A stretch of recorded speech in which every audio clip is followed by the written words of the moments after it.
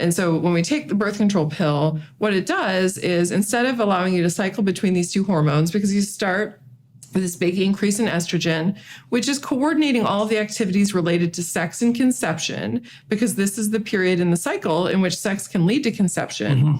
And how long a period is that? It's about that period of time is about 5 to 7 days. So about 5 days prior to ovulation, and then within 24 hours of ovulation, during that window, which we call the fertile window, sex can lead to conception. And that's how many days a month? It's about 5 to 7. Yeah, right. Okay. So, and then after ovulation, only 5 to 7 days per month that a woman can get pregnant. Meanwhile, we had shows like Maury dedicated to finding who the father of the child was to mothers that had absolutely no idea, glorifying that woman in the search to just figuring it out, cheering the mother in her quest to find the father, while at the same time booing the men for not knowing if they are the father. Ridiculous to me to think that shows with that premise could continue without calling those women for what they really are. A little temporary endocrine structure forms from the empty egg follicle, and it begins releasing women's other primary sex hormone, which is progesterone.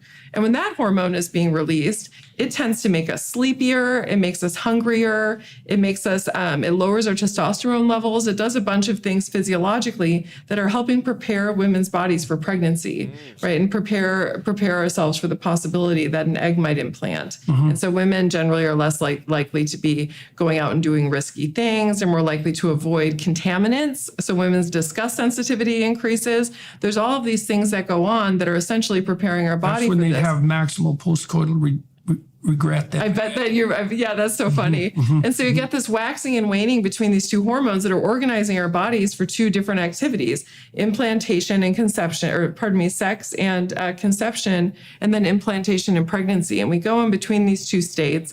And each of these hormonal states is associated with different types of psychological patterns and physiological patterns. I mean, even they've done studies where they scan women's brains every day across the cycle and take hormone measures. And it's like you see things like white matter density increasing when estrogen is high. Spinal, you get new dendritic spines in the hippocampus when estrogen is present. And then these things retreat when you're under the control of progesterone. And so we experience all these changes. And that's a very normal part of being a woman.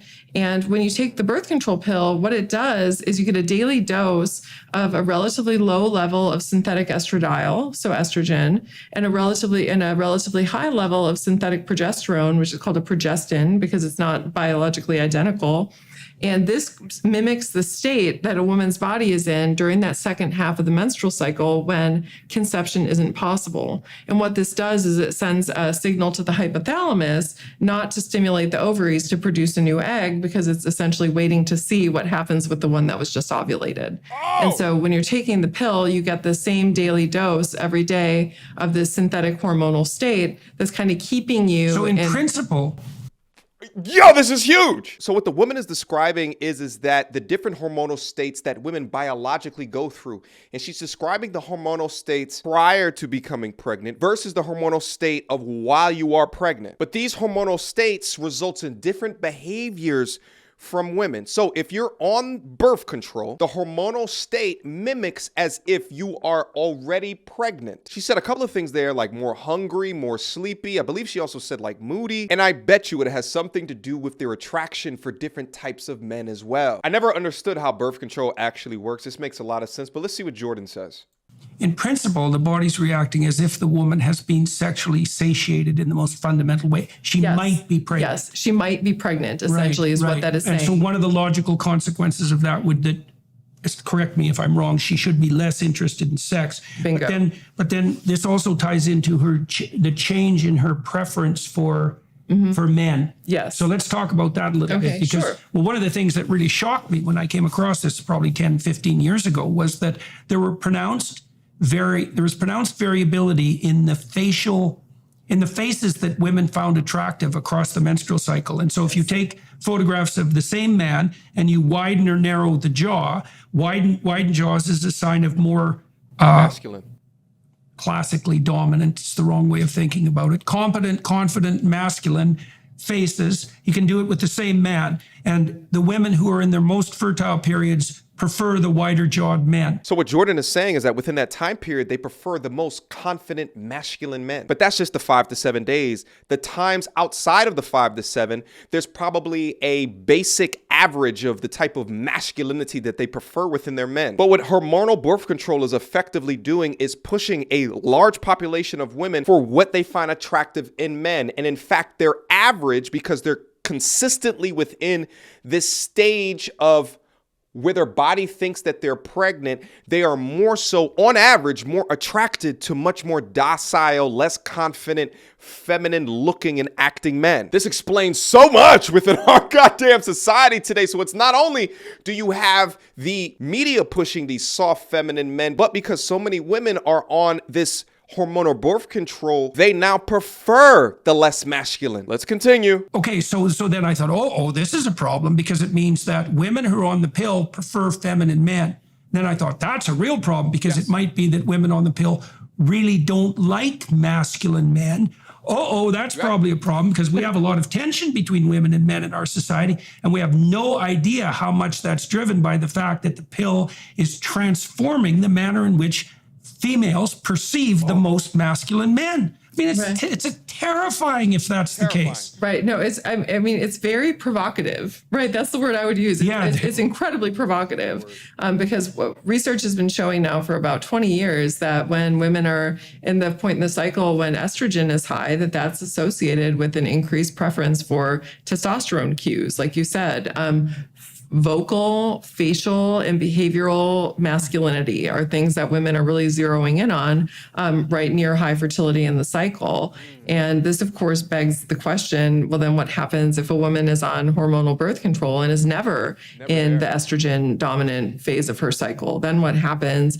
And researchers have since asked that question. And what they tend to find is that women who are on hormonal birth control desire a somewhat less masculine male face and male voice. And there's been some research even showing that if women chose their partners when they're on hormonal birth control and then discontinue it, that this can lead to changes in how they perceive and how attracted they are to their partner. Yeah, I read that, tell me if this is right, that if they picked an attractive partner, when they're off the pill, they find them even more attractive. But if they picked a less desirable partner, when they're off the pill, they find them even less desirable. Bingo. So it seems okay, so that's Bingo. Right. It magnifies the consequence of their choices. Yeah, it's like all of a sudden the blinders were off. And so now they can, if they chose somebody who that they found attractive, and because they weren't really paying that much attention to that or weren't prioritizing that when they were on the pill, all of a sudden the blinders are off. They see it, they love it, they're attracted to it, their relationship satisfaction goes up, their sexual desire in the relationship goes up. And if the opposite happens, it's the opposite.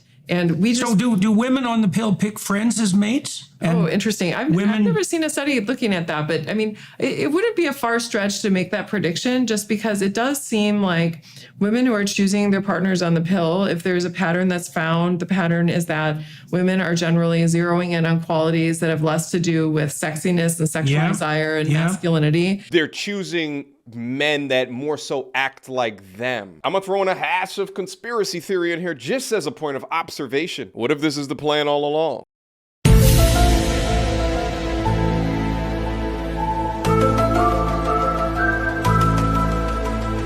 Is this a component of the reason why there's Planned Parenthoods distributed so frequently in low cost of income areas? But if the women are not responding to masculine men, then a lot more of the men are going to grow up today with these feminine behaviors and attributes. Men will respond as a result of just being involved in the dating marketplace today. If it doesn't incentivize men to be of masculine attributes, then why would they adopt those attributes? So if there's a lack of masculine available options, then the women will then gravitate, especially considering how their hormones are being checked by the hormonal birth control, to much more feminine men.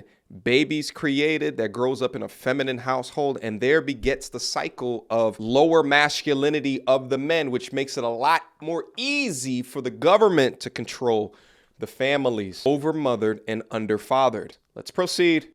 And more zeroing in on things like safety and is this nurturance, companionship? Exactly. And so you can see that women have a very, very difficult choice to make, right? Because they want to pick a guy who can win a competition with other guys. Mm-hmm. They want to pick a guy who can keep the psychopaths at bay. Mm-hmm. They want to pick a guy who's productive. but they also need to pick someone who's generous and capable of forming Right. responsible relationships. Well, Yeah. talk about a play of opposites. And you could imagine that any shift in hormonal balance is going to skew that in one direction or another. Right. Right. Yeah. I mean, for partner choice, I always tell my women in my class and also the men, the few men that are in my class, because it's a university and it's all women now. But what I tell them is it's all about making trade-offs, Yeah. right? And sort of which side of the, table you're stacking your coins. Are you stacking your coins more on the sort of sexiness, keeping the psychopaths at bay, kind Yeah. of masculinity types of qualities? Or are you stacking your chips all the way over here of good caregiver, Versus Clark Kent.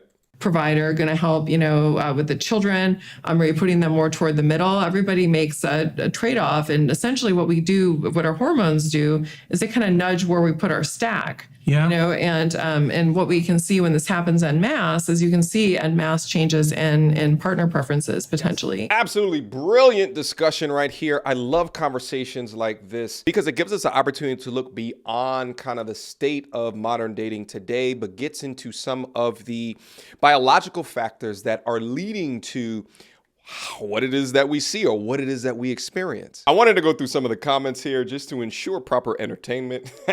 As men, we need an adjustable jawline and a calendar that tells us when to act beefy. I was with my ex-girlfriend for about 6 years. 5 of those years she was on the pill and had been since her mid-teens. She came off the pill about 6 months before we broke up at the advice of her doctor, as she was having health issues. Prior to the pill, she was very sweet, shy, and clingy, and extremely affectionate. Her friends and family warned me that before she was on the pill, she was really nasty and unpredictable. But I just put it down to her being a teenager at the time. Once she came off, she became really nasty and eventually ended up leaving me for another guy. The only excuse she had was, "I'm not attracted to you anymore." This speaks to what Jordan was referring to as the gap widening as the hormones shift. Brutal, a complete 180 shift in her personality. Haven't spoken to her in over a year. The timing seemed like too much of a coincidence. And now, as a guy in his late 20s left holding the bag, I'm in a position where I started dating again. The pill is going to be a top discussion that needs to happen fairly early with a potential partner. I'm glad that this is a topic being discussed now, as it's going to lead to a lot of unhappy relationships going forward if left unaddressed. It's crazy how relatable this video is. And I see a lot of comments that speak to men's personal experiences with women and their shift before and after the pill, but I'm thinking about it at much more of a macro scale. I wonder if there's studies that can be done on the amount of feminists that are actively on birth control versus the amount of women that can't stand feminists that don't actively take birth control. Really interesting stuff, and I appreciate Jordan Peterson bringing this knowledge to our attention. Questions, comments, concerns, y'all already know what to do. MediocreTourismReviews@gmail.com. Guys, let me know. You got any birth control, hormonal conversations, things that have happened within your life? Leave it down in the comment box down below. The MT Army is strong, so they want to go down up in there, read the comments, and learn from it in order to inform themselves on how to proceed forward.